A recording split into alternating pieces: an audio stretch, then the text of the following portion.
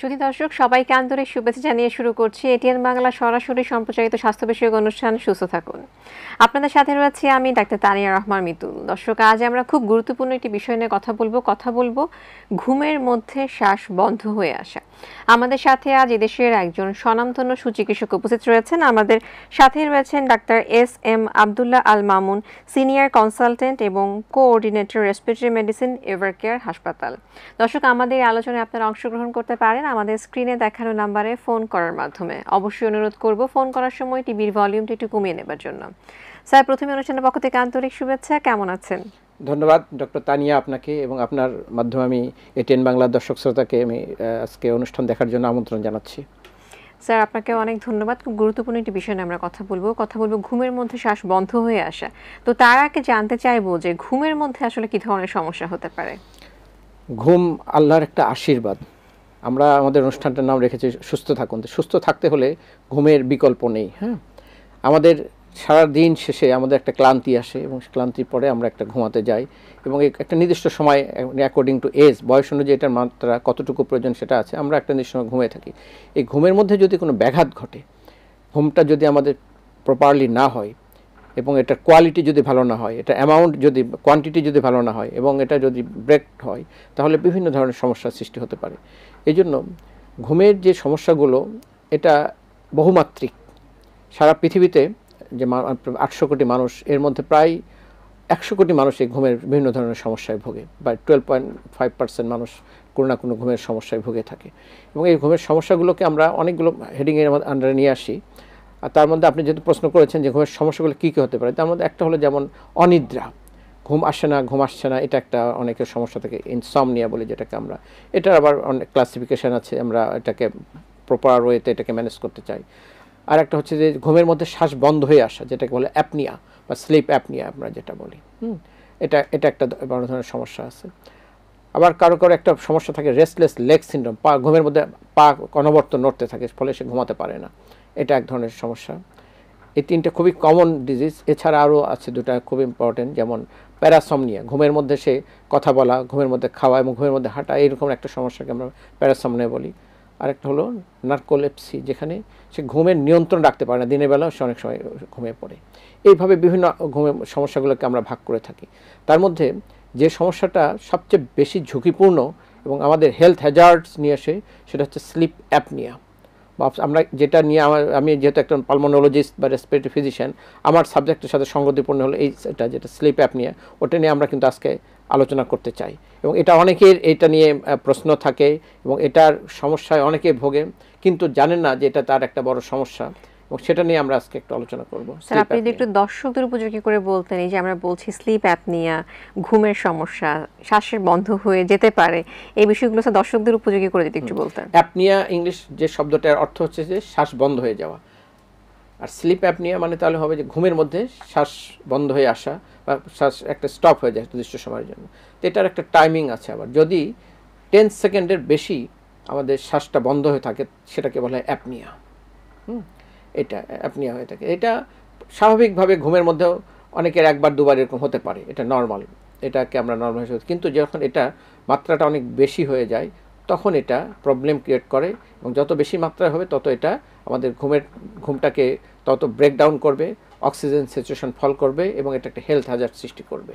Normally আমরা যেটা বললাম যে ঘুমের মধ্যে যদি 10 সেকেন্ডের বেশি কারো শ্বাস বন্ধ থাকে, সেটাকে আমরা বলবো অ্যাপনিয়া, এবং 10 সেকেন্ডের কম যদি থাকে, 4 সেকেন্ড, 6 সেকেন্ড, 7 সেকেন্ড, সেটাকে বলে হাইপোপিনিয়া। সেখানেও দুটার ক্ষেত্রে যেটা ফলাফল হয় যে আমাদের ওই সময়ে অক্সিজেন যাচ্ছে না, আমাদের ফুসফুস দিয়ে, শ্বাসনালী দিয়ে আমাদের বাতাস যাচ্ছে না, অক্সিজেন পাস করছে না। না করলে কী হবে, স্বাভাবিকভাবে আমরা যদি কেউ একজন শ্বাস বন্ধ করে কিছু সময় ধরে রাখি, তাহলে আমাদের অক্সিজেন স্যাচুরেশন দেখব ফল করে গেছে ব্লাডে। এইভাবে অ্যাপনিয়া, যদি ঘুমের মধ্যে অ্যাপনিয়া হয়, তাহলে ওই সময় তার স্যাচুরেশনটা ব্লাডে ফল করতে থাকে, এবং রক্তে আমরা তখন অক্সিজেনের মাত্রা কমে যায়। এটা যদি খুব ফ্রিকোয়েন্টলি হয়, বারবার হতে থাকে, তাহলে দেখা যায় যে একটা মানুষ ঘুমের মধ্যে যখন ঘুমিয়ে গেল, তারপরে তার এটা হতে থাকতে ব্লাডে আমাদের নর্মালি যেমন আমরা পালস অক্সিমিটারে দেখি স্যাচুরেশন 96-97% আমাদের থাকে। ওটা একটা মানুষ যখন শুরুতে ঘুমানোর আগে দেখলো 97, তখন সে ঘুমিয়ে গেল, এবং আস্তে আস্তে তার একটা পর্যায়ে তার এটা কমতে থাকলো, তখন দেখা যাবে এটা 80 বা আরও নিচে নেমে যায়, তখন এটা ক্রিটিক্যাল লেভেলে চলে যায়। এবং যখন ক্রিটিক্যাল লেভেলে চলে যায় তখন ব্লাডে অক্সিজেন কমে গেল এবং এটা ব্রেনেও অক্সিজেনটাকে কমে যায়।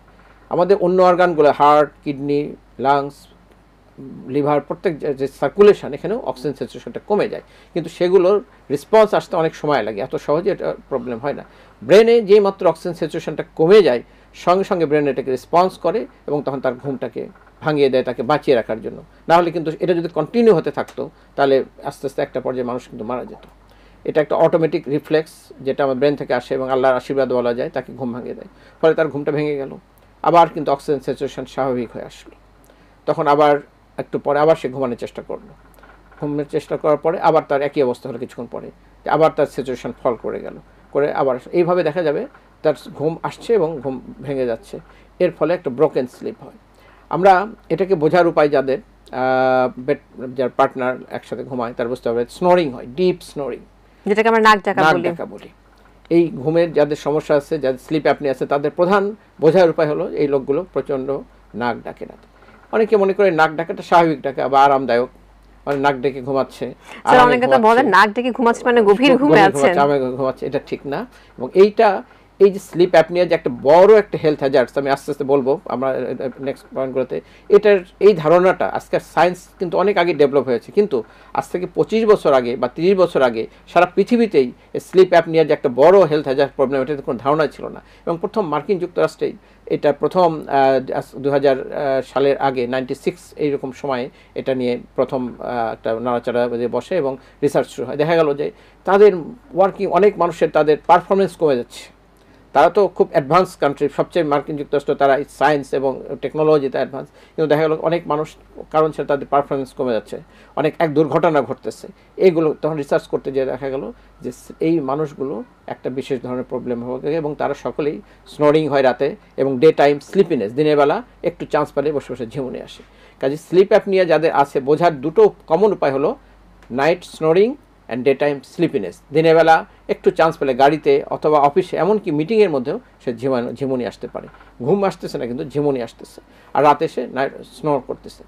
এই যে একটা সিমটম যাদের হচ্ছে তারা আসলে একটা হেলথ হ্যাজার্ডসে ভোগে। এই মানুষগুলো আমাদের কি হয়, আমাদের ঘুম যখন আমরা ঘুমাতে যাই, ধরেন আমরা রাত 12টার সময় ঘুমাতে গেলাম, কিছুক্ষণ আমাদের ঘুমে এসে গেলাম, আমাদের ঘুমের 4টে স্টেজ থাকে সাধারণত, একটা সাইকেল 4টে স্টেজে বিভক্ত, স্টেজ 1, স্টেজ 2, স্টেজ 3, স্টেজ 4, মানে গ্র্যাজুয়ালি লাইট টু ডিপ স্লিপের দিকে আগাতে থাকি আমরা। যখন স্টেজ 1 থাকে তাকে সেখানে খুব অ্যাওয়েকেনিং স্লিপ, স্টেজ 2 আরেকটু ডিপ হলো, তারপরে স্টেজ 3, স্টেজ 4 হলো ডেল্টা স্লিপ আর যেটা বলা হয় বা ড্রিমিং স্লিপ। এই অবস্থায় মানুষের জন্য সবচেয়ে হেলদি স্লিপ হচ্ছে এটা। যাদের এই অ্যাপনিয়া প্রবলেম আছে, স্লিপ অ্যাপনিয়া প্রবলেম আছে, তারা কি হয়, যখনই সে ঘুমাতে গেল স্নোরিং শুরু হলো এবং আস্তে আস্তে আপার ইয়ারওয়েটা অবস্ট্রাকশন হতে থাকে, ন্যারো হয়ে আসে বিভিন্ন কারণে, সেটা আমরা কারণটা পড়ব। যখন শ্বাসনালীটা ক্লোজ হয়ে আসে তখন অক্সিজেন লেভেলটা এরকম ফল করতে থাকে, সে দেখা গেল স্টেজ 1 থেকে স্টেজ 2 গেছে। এই অবস্থায় তার অ্যাপনিয়া হয়ে ব্রেন তাকে ঘুমটাকে ভেঙে দিল, ফলে সে স্টেজ 3 এবং 4 যেতে পারলো না।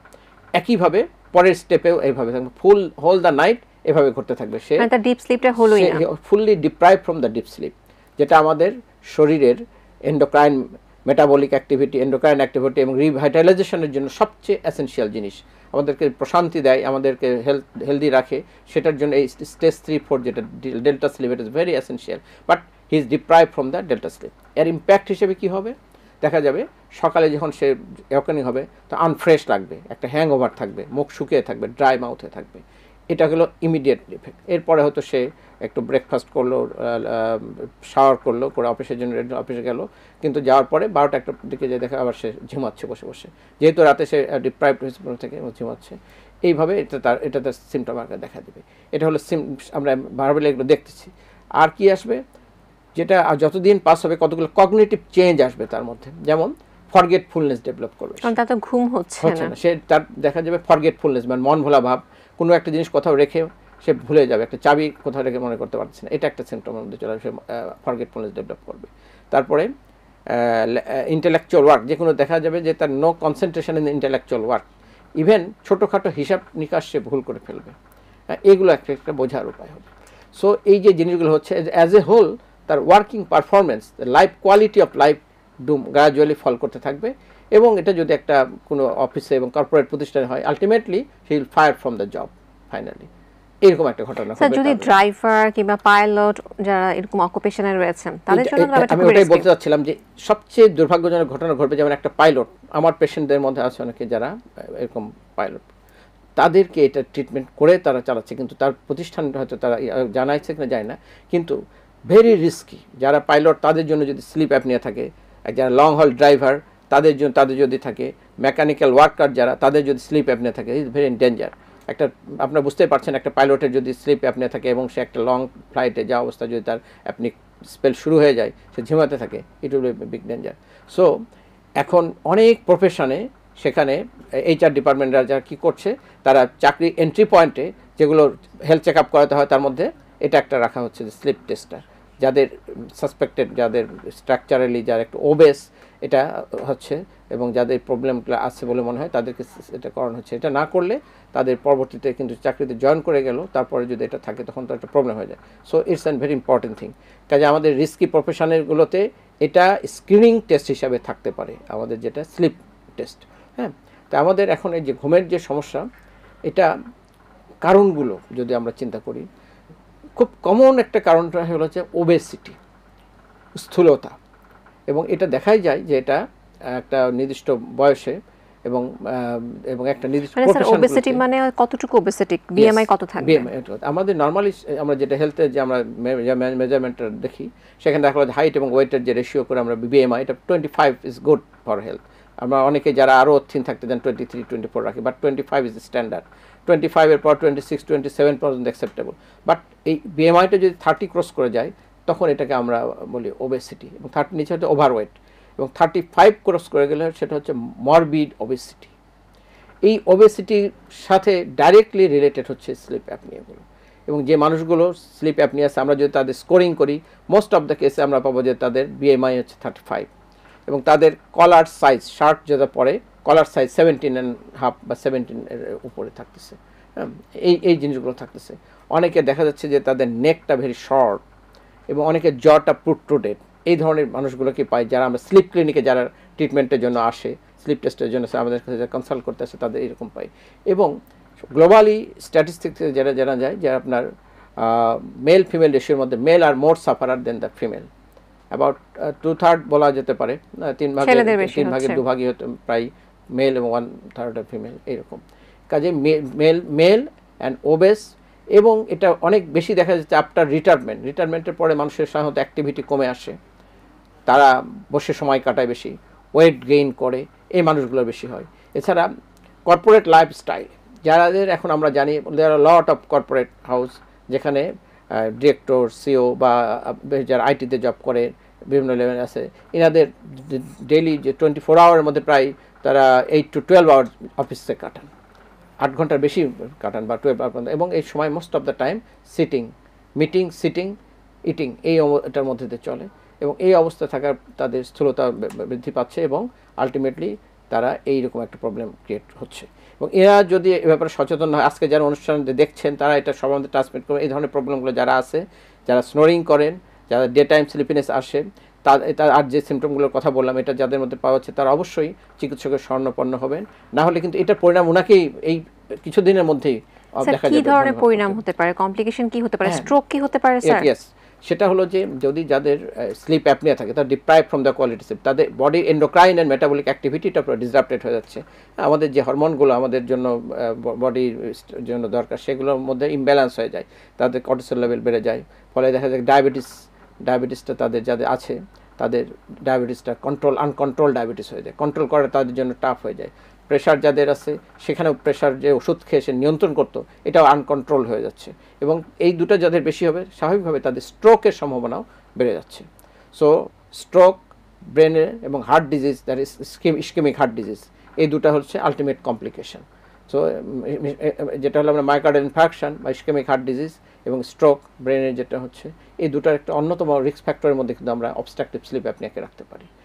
সো এই যে জিনিসগুলো একটা মানুষের যেমন তার সামাজিক জীবনকে, তার ব্যক্তিগত পারিবারিক জীবনকে এবং তার হেলথ হ্যাজার্ডস তৈরি করতেছে, এতগুলো জিনিস কিন্তু সবগুলোর মূলে আমাদের অবস্ট্রাকটিভ স্লিপ অ্যাপনিয়া। কিন্তু এটাকে যদি আমরা শুধু সচেতন হই, এটা আমরা নির্ণয় করতে পারি যে আমাদের স্লিপ অ্যাপনিয়া আছে, এবং এটা যে প্রিভেন্টেবল দিকগুলো সেটাকে যদি আমরা মেনে চলতে পারি, তার কিন্তু অনেকটা ব্রেথটাই আমরা নিজেদেরকে নিজে কন্ট্রোল করতে পারি। ফাইনালি যখন আমরা যাদের প্রয়োজন হয় তাদেরকে আমরা যখন ডায়াগনোসিস করি, ট্রিটমেন্টে চলে যাই, তখন তাদের যে ট্রিটমেন্টগুলো সেগুলো আমরা তাদেরকে ঠিক করে দিই, সেটা আমরা গ্র্যাজুয়ালি আমরা আলোচনা। স্যার অনেকেই জানতে চান যে হয়তোবা তিনি নাক ডাকছেন, তার ফ্যামিলি থেকে সবাই বলছে, তো কার কাছে যাবেন, কোন ডিসিপ্লিনের কাছে যাবেন, এটা নিয়ে একটা কনফিউশন থাকে, কার কাছে যাবেন? ইয়েস, তো এটা মূলত এখন কিন্তু আমাদের দেশে যেটা কালচার এবং সব দেশেই, এবং Singapore, I was work in Singapore anyways, যখন আমি ছিলাম ফেলোশিপ করি ওখানে আমরা স্লিপ ল্যাবে ওখানে ট্রেন করেছি, এবং অন্য সব জায়গাতেই এটা respiratory medicine and critical care যারা তারাই স্লিপটাকে করেন। এবং এটা কিছু অংশ আছে যেখানে কখনো কখনো সার্জারির প্রয়োজন হয়, সেখানে আমরা রেফার করি ইএনটি বা অটোল্যারিঙ্গোলজিস্ট তাদের কাছে। আমি একজন পালমোনোলজিস্ট, কারণ আমার একটা প্রতিদিন যে পেশেন্টগুলো আমার দেখতে হয় তার একটা অংশ প্রতিদিন দেখতে হয় যারা স্লিপ অ্যাপনিয়ার পেশেন্ট, এবং সব পালমোনোলজিস্টরা এটা দেখেন সারা ওয়ার্ল্ডে। এবং তারা যখন মনে করেন যে পেশেন্টটার যে ট্রিটমেন্টের একটা পোর্শন হচ্ছে তাদের সার্জারি, কতগুলো যেমন ইভোলো প্লাস্টিক করতে হয়, আবার ম্যান্ডিবুলার সার্জারি করতে হয়, এইগুলো যখন করতে হয় তখন এটা যা করবেন এটা হলো অটোল্যারিঙ্গোলজিস্ট, ওনারা করেন, তাদের কাছে রেফার করতে হয়, তারা it is a part of treatment. আবার কোনো ক্ষেত্রে নিউরোলজিস্ট যারা আছেন, নিউরোলজিস্টরা ওনারা একটা পেশেন্টকে সাসপেক্ট করেন, ডায়াগনোসিস করেন, কিন্তু ট্রিটমেন্টের জন্য আমাদের রেসপিরেটরি ফিজিশিয়ান তাদের কাছে পাঠিয়ে দেন। কারণ এই পেশেন্টগুলো যেহেতু শ্বাস প্রশ্বাসটাই হলো মেইন ব্যাপার জড়িত, প্রবলেমটা হচ্ছে তার শ্বাস বন্ধ হয়ে আসতেছে এর মধ্যে, ঘুমের মধ্যে, তাদের আমরা যে ট্রিটমেন্টটা তাকে দিব রেসপিরেটরি ফিজিশিয়ানরা, তাকে আমরা অন্য শ্বাস বন্ধের অন্য কারণ আছে কিনা সেটা আগে প্রথমে আমাকে এক্সক্লুড করতে হবে, যে শ্বাস বন্ধ হয়ে যাওয়ার অন্য কোনো কারণ নেই। তারপরে তখন আমরা এটাকে কনফার্ম করব যে এটা তার স্লিপ অ্যাপনিয়া, দেন কীভাবে এই আনইন্টারাপ্টেড তার শ্বাসটা চলবে ঘুমন্ত অবস্থায়। একটা মানুষ যদি 6 ঘন্টা বা 8 ঘন্টা ঘুমায়, তাহলে এই অবস্থায় তার আনইন্টারাপ্টেড অবস্থায় তার শ্বাসনালীটা খোলা থাকবে, সেই ব্যবস্থাটা আমাদেরকে দিতে হয় with treatment, with some lifestyle change, এবং ফাইনালি কিছু ডিভাইস দিয়ে দিতে হয়। সেই ডিভাইসগুলো রাতভর সে ইউজ করে তার শ্বাসনালীটা ওপেন রাখতে পারে যেন সে পুরোপুরি শ্বাস নিতে পারে। সো আমরা রেসপিরেটরি ফিজিশিয়ানরা এটা ট্রিটমেন্ট করে থাকি। সুন্দর বলেছেন স্যার। এবার জানতে চাইবো, ট্রিটমেন্ট তো করবেন, তার আগে ডায়াগনোসিস করেন আপনারা নিশ্চয়ই, কী ধরনের পরীক্ষা নিরীক্ষা করেন এবং সেগুলো আমাদের দেশে অ্যাভেলেবেল কিনা? জি, খুব সুন্দর প্রশ্ন করেছেন। তো আমরা এখন স্লিপের প্রথম হলো যে সাসপিশন। আমরা বিভিন্ন ফর্মে বিভিন্ন অ্যাওয়েনিং প্রোগ্রাম, আমরা আমাদের যে হসপিটালগুলোতে যেখানে পাবলিক গ্যাদারিং হয়, লিফট ওখানে লেখা আছে যে আপনার কি এই সমস্যাগুলো আছে কিনা, যেমন আপনি রাতে নাক ডাকছেন, স্নোরিং হয়, আপনার পার্টনার এটা অ্যানয়েড হয় কিনা, আপনার দিনের বেলা আপনার শ্বাস ঘুম আসে কিনা, আপনার স্থূলতা আছে কিনা। যদি এই ধরনের প্রবলেম থাকে তাহলে আপনি চিকিৎসকের সন্ধান করেন। স্বাভাবিকভাবে এই রোগীগুলো তারা সচেতনতা হয় আমাদের জন্য, আমাদের কাছে আসে। আসার পরে আমরা প্রথমে তাদের একটা স্কোরিং করি, একটা যেটা দুটা স্কোর আছে, একটা হচ্ছে ইপওয়ার্ড স্কেল, যেটা ইপওয়ার্ড স্লিপ স্কেল, আর একটা হচ্ছে বার্লিন কোশ্চেনিয়ার, দুটো আছে আমাদের কাছে। সেগুলো প্রায় 10টার মতো কোশ্চেন আছে এবং পয়েন্ট আউট করা আছে। সেগুলো কোশ্চেনিয়ার ফিল আপ করলে আমরা একটা পয়েন্ট ওখানে চলে আসে, যেটা 10-এর উপর যদি পয়েন্ট থাকে তখন আমরা সাসপেক্ট করি যে এই may be a case of obstructive sleep apnoea, যে পয়েন্টগুলোকে সে করি ইয়েস অর নট দিয়ে একটা আমরা স্কেলিং করি। এরপরে তাকে আমরা যেটা টেস্ট হলো, যেটা হলো মানে কনফার্মাটরি টেস্ট, সেটা হচ্ছে পলিসমনোগ্রাফি বা স্লিপ টেস্ট। তো পলিসমনোগ্রাফি একটা মাল্টিমডুলার একটা টেস্ট, যেখানে আমরা যেমন ইসিজি জানি, আমরা ইসিজি খুব সবার কাছে পরিচিত, ইসিজি করা হয়। তারপরে ইইজি, ব্রেনের ইইজি করা, ইনকেফালোগ্রাম, এগুলো কয়েকটা জিনিসের সমন্বিত রূপ হচ্ছে এই স্লিপ টেস্ট। সেখানে ইসিজিও আছে, ইইজিও আছে, ইএমজি আছে, ইওজি আছে, এরকম বিভিন্ন পার্ট। যেমন ব্রেনের যে অ্যাক্টিভিটি, আমরা ঘুমিয়ে যাওয়ার সময় আমাদের ব্রেনটা কিন্তু ইলেকট্রিক্যাল অ্যাক্টিভিটিতে চলে, আমাদের ব্রেনের মধ্যে একটা ওয়েভ কাজ করে, আলফা, বিটা, থিটা, ডেল্টা, এরকম ওয়েভগুলো কাজ করে, কে কমপ্লেক্স কাজ করে। এই ওয়েভগুলো আমাদের চলতে থাকে। আমরা যখন ঘুমে যাই তখন এই ওয়েভগুলো চেঞ্জ হয়, স্লো ওয়েভ হয়ে যাচ্ছে, কখনো জটরুথ হয়ে যাচ্ছে এরকম। তারপরে এই ওয়েভগুলোকে আইডেন্টিফাই করার জন্য ইইজি করতে হয়, এটা ওইটার মধ্যে থাকে, স্লিপ টেস্টের মধ্যে থাকে। তারপরে আমাদের অকুলার মুভমেন্ট, আই মুভমেন্ট, যেটা র্যাপিড আই মুভমেন্ট হয় আমাদের ঘুমের সময়, এই মুভমেন্টগুলোকে মার্ক করার জন্য কেমন হচ্ছে সেটার জন্য একটা থাকে। আমরা যে শ্বাস নিচ্ছি, শ্বাস থেকেই আমরা ক্যাপনোগ্রাফি, এখানে কার্বন ডাইঅক্সাইড কেমন বের হচ্ছে, অক্সিজেন কেমন, সেটা আমরা বুঝতে পারতেছি। আমাদের মাসকুলার মুভমেন্ট সেখানে বুঝতে পারছে, হার্ট থেকে আমরা ইসিজি বুঝতে পারছি, হাত পা লিড লাগানো থাকে, সেখান থেকে আমাদের মাসকুলার অ্যাক্টিভিটিগুলো আসতেছে। এইভাবে সবগুলো জায়গা থেকে ইলেকট্রোড দিয়ে আমাদের ইলেকট্রিক্যাল অ্যাক্টিভিটিগুলো এটা একটা কম্পিউটারাইজ ফর্মে আসে, সেখানে এটা সামারাইজ করে ওখানে চলে আসে তার অ্যাপনিক স্পেল এবং অক্সিজেন স্যাচুরেশন, ইলেকট্রোএনকেফালোগ্রাফি, ইইজি এবং ইসিজি, এগুলো থেকে আমরা পরে আমাদের একটা স্লিপ টেকনিশিয়ান থাকে, সে হোল নাইট ওই পেশেন্টটা যখন এই টেস্টটা কিন্তু রাতে হয়, স্লিপ টেস্টটা মানেই হচ্ছে এটা রাতে করতে হবে এবং আমরা সাধারণত একটা দুইটা পর্বে ভাগ করি, এটা দুটাকে একটা, এটা বলে split sleep test, split night sleep test. একটা পর্ব, ফার্স্ট পর্বতে তাকে আমরা এই লিডগুলো দিয়ে তার ঘুমের প্রবলেমটা নির্ণয় করি, নির্ণয় হয়ে গেলে দ্বিতীয় পর্বে আমরা তাকে একটা সিপেপ মেশিন বা বাইপেপ মেশিন আমরা অ্যাড করে দিই, একটা মাস্ক মুখে লাগায়, সেটার সাথে একটা মেশিন অ্যাড করে দেওয়া হয়, কন্টিনিউয়াস পজিটিভ এয়ারওয়ে প্রেশার। সেটা তখন তাকে দেখা যায় যে এতক্ষণে যে প্রবলেমগুলো তার আমরা ডিটেক্ট করেছি আমাদের স্লিপ টেস্টে, পলিসোনোগ্রাফিতে, এই মেশিনটা দেওয়ার পরে সেইগুলো তার ব্রেনের ওয়েভ, তার অক্সিজেনের মাত্রা কমে যাওয়া, তার হার্টের বেড়ে যাওয়া, অন্যান্য প্যারামিটারগুলো কতটা চেঞ্জ আসলো সেটা দেখা হয়। দেখার পরে বোঝা যায় যে এই পেশেন্টটার এই স্লিপ অ্যাপনিয়া আছে এবং এই মেশিনে এই মাত্রায় দিলে সে এটাকে কারেক্ট করবে। স্যার এখন প্রশ্ন যেটা, যদি একবার কেউ এই মেশিনে যায়, আবার কি স্যার সে আবার নর্মাল লাইফস্টাইল পরিবর্তনের মাধ্যমে কিংবা যে কজ রয়েছে সেটা ট্রিটমেন্টের মাধ্যমে আবার ফিরে আসতে পারে কিনা? অফকোর্স পারে, অবশ্যই পারে, it's not for life time.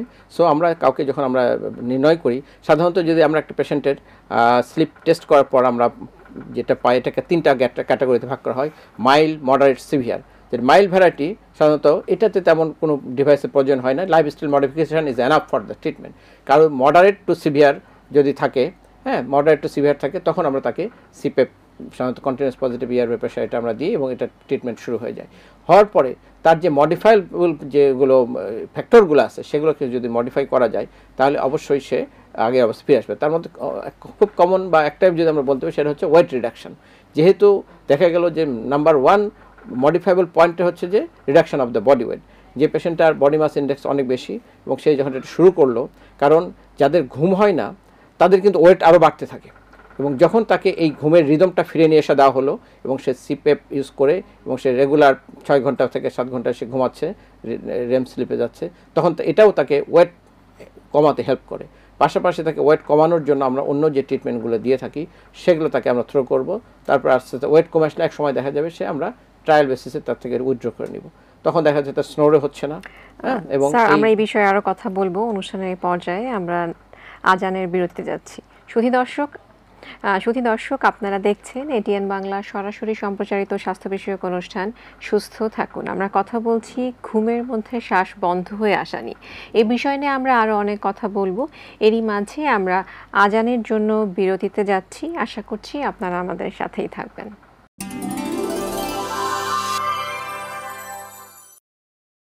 সুধী দর্শক, আপনারা দেখছেন এটিএন বাংলা সরাসরি সম্প্রচারিত স্বাস্থ্য বিষয়ক অনুষ্ঠান সুস্থ থাকুন।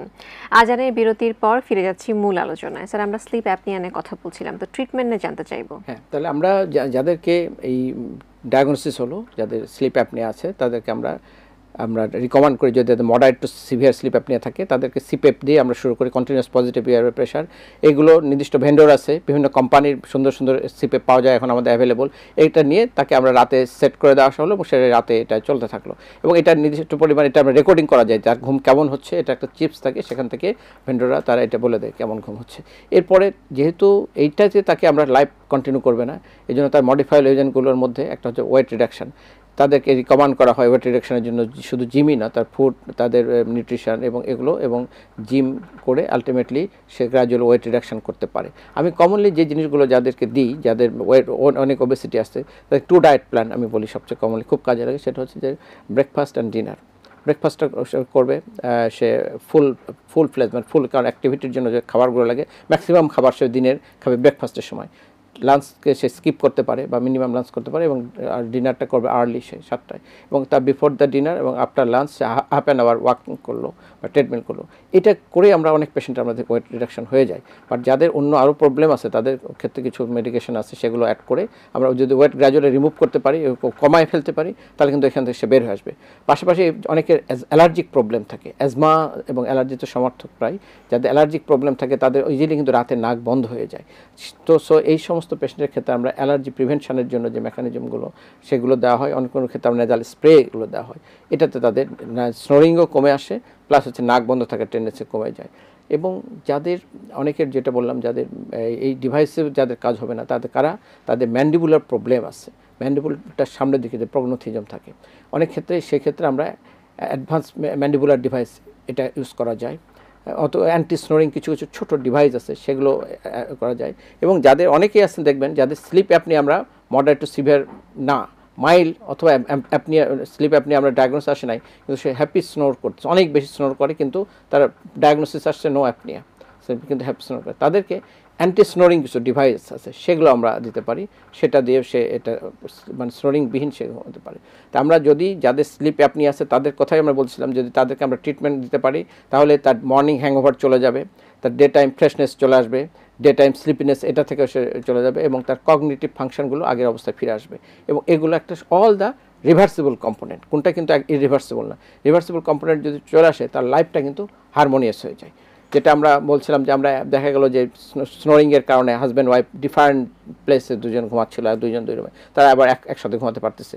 যাদের অফিসে যাদের সে স্নোরিংয়ের কারণে অন্য দ্বারা সে তিরস্কার শিকার হতো, সেখান থেকে সে রিলিফ পাচ্ছে, এবং অনেক লাইফটা সোজা অনেক ইজি হয়ে আসবে যদি সে এই নিয়মগুলো মেনে চলে এবং ডায়াগনোসিস হয় এবং ট্রিটমেন্ট করে আমরা যদি তাকে স্বাভাবিক অবস্থায় নিয়ে এসে দিতে পারি।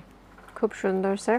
এবার যেটা জানতে চাইবো যে স্যার ফলো আপটা কেমন হবে, উনি কি সারা জীবন ধরে ফলো আপই থাকবেন? না, সেই জন্য আমরা তার ইয়েটা যেটা আমরা স্লিপ অ্যাপনিয়ার জন্য আমরা যে মেশিনটা দিচ্ছি সিপেপ মেশিনটা, এটার যে পারফরমেন্সটা দেখার জন্য আমরা ইয়েটা করি, একটা চিপস দেওয়া থাকে, সেখান থেকে আমরা সেই রেকর্ডিংটা পরে 3 মাস পরে এটা আমরা আবার রেগুলার চেক করা হয়, করে তার দেখা যাচ্ছে তার অ্যাপনিয়া স্পেল কমে আসতেছে এটার মাধ্যমে। এবং পরবর্তীতে আমরা সিপেপ মেশিনটার ক্ষেত্রেও আমরা কিছু সেটিংস চেঞ্জ করে দিই, কমায় দিই, প্রেশার কমায় দিয়ে আমরা তাকে দেখি তার অ্যাপনিয়াটা নর্মাল হয়ে আসছে কিনা।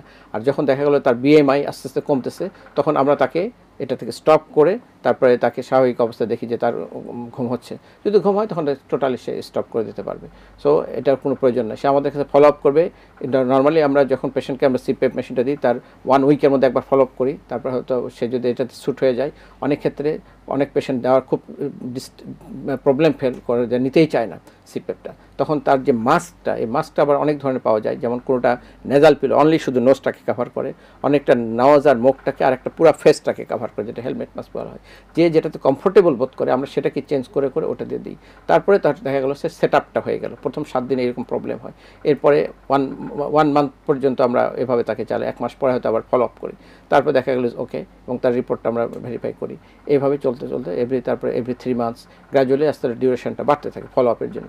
এবং ফলো আপ করতে করতে আমরা তাকে ওয়েট রিডাকশন সেটা প্ল্যানটা যেটা যদি ইমপ্লিমেন্ট করতে পারে, তখন এক সময় তাকে আমরা এখান থেকে বের করে নিয়ে আসি। এইভাবে একটা মানুষের স্লিপ অ্যাপনিয়ার প্রবলেমটাকে আমরা কমাতে পারি, যেটা তার পুরো hypertension, diabetes, heart disease, stroke সবগুলোর ঝুঁকি কিন্তু কমায় দেবে, এবং একটা মানুষ তার স্বাভাবিক অবস্থায় মতো ফিরে আসতে পারবে। স্যার খুব সুন্দর বলেছেন, কিন্তু স্যার এই যে ওজন কমানো, এটা কিন্তু স্যার আসলে এত সহজ ব্যাপার না। স্যার আপনি বলছিলেন যে হেলদি লাইফস্টাইলের মাধ্যমে আমরা অনেকটাই কমিয়ে আনতে পারি, এই বিষয়ে যদি স্যার কিছু বলতেন। হেলদি লাইফস্টাইল এই জন্য যে আমাদের ওজন, যাদের ফ্যামিলিয়াল ইস্যু থাকে, যাদের ফ্যামিলিগতভাবে যাদের অনেকে ওবেস পড়েন, তাদের ক্ষেত্রে সমস্যাটা বেশি হয়, তাদের ক্ষেত্রে ওজন কমার হয়। কিন্তু যারা ডেভেলপমেন্টাল, নিজের অ্যাক্টিভিটির কারণে, ফুডের কারণে, খাবার কারণে এবং লেস অ্যাক্টিভিটির কারণে আস্তে আস্তে ওজনটা বাড়িয়ে ফেলেছে, তাদেরকে ওজন কমানো আমাদের জন্য কোনো ব্যাপার না। খুব সহজে তারা লাইফস্টাইল মডিফিকেশান করে, জিম করে, এক্সারসাইজ করে ওজনটা কমায় ফেলতে পারে। এখন অনেক অ্যাডভান্স মেডিকেশান আসছে যেগুলো ওজন কমাতে হেল্প করে, যেমন সিমাগ্লুটাইড, টিরজেপেটাইড, এগুলো সাবকিউটেনিয়াস ইঞ্জেকশন আমরা weekly gradually weight dose adjust করে করে দেওয়া হয়, এবং একটা পর্যায়ে সে ওজনটা কমে আসে, এবং এইগুলোর ফলাফল খুবই ভালো এবং লেস সাইড এফেক্ট আছে। সো এই জিনিসগুলো করে আমরা তো ওজন কমাতে পারি। স্যার আপনাকে অনেক ধন্যবাদ। আশা করছি আজকের আলোচনা থেকে দর্শকরা অনেক উপকৃত হয়েছেন। শুধু দর্শক, আমরা যেটা জানলাম যে ঘুমের মধ্যেও শ্বাস বন্ধ হয়ে হতে পারে নানান জটিলতা, তবে তার সমাধানও রয়েছে। সমাধান নিয়ে সুস্থ এবং সুন্দর জীবন হবে সকলের, সেই আশাবাদ ব্যক্ত করে বিদায় নিচ্ছি। আবারও দেখা হবে নতুন কোনো স্বাস্থ্য তথ্য নিয়ে। সে পর্যন্ত সবাই খুব ভালো থাকুন, এটিএন বাংলার সাথেই থাকুন। আল্লাহ হাফেজ।